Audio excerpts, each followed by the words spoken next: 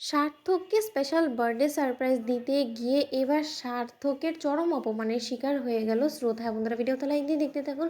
স্রোত যখন অনেক মন থেকে সার্থকের জন্য স্পেশাল একটা পার্টি অ্যারেঞ্জ করে, ঠিক সেই সময় সার্থকের পিসিমণি বলতে থাকে যে দাদা, মেয়েটা কতটা মন দিয়ে এই সকল জিনিসের যোগাযন্ত্র করেছে, তুমি একবারও দেখেছো? যখন কিনা মেয়েটার চরম একটা ধাক্কা খাবে সার্থক, যখন ওর উপরে চটে গিয়ে ওকে চরম অপমান করবে সকলের সামনে, তাহলে তুমি বুঝতে পারছো যে তখন আর আমাদের কিছুই করার থাকবে না। আমরা মেয়েটাকে এতটা দুঃখ পেতে কি করে দেখতে পারি? দাদা, তুমি সব কিছু জেনে সত্ত্বেও কেন ওকে আটকাচ্ছ না বলতো? তুমি তো খুব ভালো করে জানো যে যদি এরকম করে সার্থকের অজান্তে আমরা এরকম কোনো কিছু করার চেষ্টা করি, সেটাও মোটেও ভালোভাবে নেবে না। তাহলে শুধু শুধু মেয়েটাকে সার্থকের কাছে বকুনি খাওয়ার জন্য কেন এই জিনিসটা করতে তুমি ওকে বেশি আরও উৎসাহ দিচ্ছ বলো তো? তখন সার্থকের বাবা বলতে থাকে যে দেখ সীমা, যে জিনিসটা এত বছর আমরা করে উঠতে পারিনি, সেই জিনিসটা যদি ওর বউ আজকে করে দেখাতে পারে, তাতেই বা তোর এত কিসের দ্বিধা বলতো?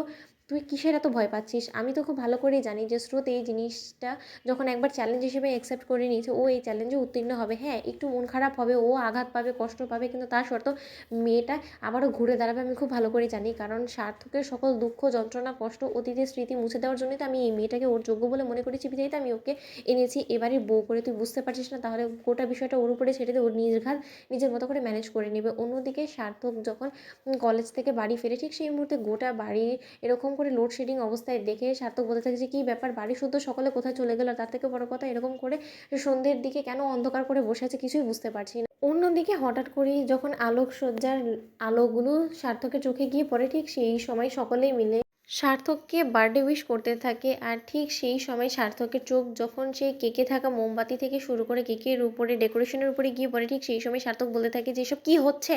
এই জিনিসগুলোকে আমাকে একবারও জিজ্ঞেস করে করা হয়েছে? আর আমি তো কাউকে বলিনি আমাকে স্পেশাল ফিল করানোর জন্য। আর এই দিনটাকে আমি একটা অভিশপ্ত দিন বলে মনে করি। আর স্রোত, তোমার এই বড্ড বাড়াবাড়িগুলো কিন্তু আমি মোটেও আর বরদাস্ত করবো না। তোমার এত বড় আস্পর্ধা হয় কী করে? যে জিনিসটা কিনা আজ অব্দি কেউ সেলিব্রেট করার দুঃসাহস দেখায়নি, সেই জিনিসটা আজকে তুমি করার এত বড় আস্পর্ধা কী করে দেখালে বলো তো? তুমি কিন্তু ভুলে যেও না যে তোমার এবং আমার সম্পর্কটা ঠিক কোন পর্যায়ে এখন আছে। আমি লোকের সামনে কোনো কিছু এক্সপ্রেস করি না, বিধায় তুমি একের পর এক সকল নিয়ম ভঙ্গ করে তুমি আমার ইমোশনসে নিয়ে ছেলেখেলা করবে, সেটা আমি মোটেও অ্যাকসেপ্ট করবো না। আর তুমি ডেকোরেশনস থেকে শুরু করে সব কিছু যে করেছো, তুমি একবার বাবা পিসিমণির পারমিশন নেওয়ার চেষ্টা করছো নাকি? নিজের মনেই যা বলে তোমার তুমি সেটাই করে বসো বলো তো? তখন সার্থকের বাবা বলতে থাকে যে সার্থক, এরকম করে চটে যাস না, হাজারো বিয়ের পর তোর এটা প্রথম বার্থডে, তাই মেয়েটার ইচ্ছে হলো যে না তোর বার্থডেটাকে এরকমভাবে সেলিব্রেট করবে।